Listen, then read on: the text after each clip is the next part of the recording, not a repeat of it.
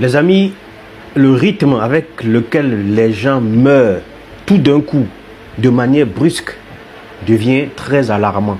Oui, il faudrait faire très attention. Hier, j'étais avec un pasteur, un ami pasteur qui me disait, tu connais les jumeaux avec lesquels j'étais ami là? Eh bien, il y a un qui est décédé à 28 ans. 28 ans. Ça s'est passé comment? Dans sa baignoire, il prenait son bain et puis il a senti un mal au douleur de la poitrine. Et comme il n'y avait personne pour, on va dire, le soutenir, il est tombé. Et puis le temps qu'on l'amène à l'hôpital, il est décédé. Crise cardiaque. Chers amis, écoutez ces quelques conseils que je vais vous donner.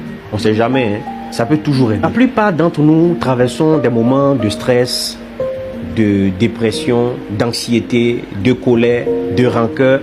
Et toutes ces petites choses-là augmentent le risque d'avoir des AVC, insuffisance cardiaque ou attaque, qui est aujourd'hui monnaie courante. S'il vous plaît, évitez de vous laisser facilement irriter ou provoquer par vos enfants, vos collègues, vos amis, votre femme, votre mari, votre voisinage, votre patron.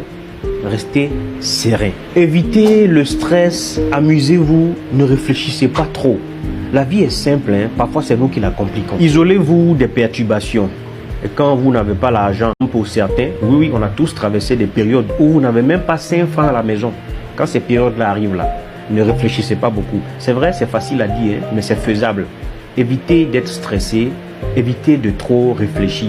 Amusez-vous. Quand il n'y a pas l'argent, soyez serein et calme. C'est un serviteur. L'argent, c'est un serviteur. Dites-lui, papou, viens.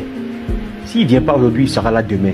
Mais n'agissez pas comme si c'est le maître, c'est lui qui vous commande. Non, non, soyez serein. L'argent est un serviteur. Un serviteur n'a pas de mots à dire. C'est vrai, il ne vient pas tout de suite, mais il va venir te servir. Laissez-le prendre son temps. Il viendra vers vous. Évitez les discussions. Évitez les échanges houleux au marché, au bureau, à la maison. Vérifiez toujours votre tension. Aujourd'hui, c'est toujours bon d'avoir un tensiomètre avec soi. Hein. Ça ne coûte pas cher. Si vous avez un petit souci, vous mettez, vous vérifiez. Ça peut toujours aider. Prenez vos médicaments. Je connais une femme qui ne voulait pas prendre ses médicaments. Soit disant, je vais guérir seule. Je vais guérir seule. On lui a dit, madame, vous savez quoi? Vos enfants vous aiment bien. On sait que vous les aimez aussi. Le médicament qu'on vous demande de prendre chaque matin, là, c'est pour votre bien. Si vous voulez voir vos enfants grandir, prenez ce médicament-là. Vous allez durer sur la terre. Mais si vous ne prenez pas, ça voudra dire que vous voulez mourir.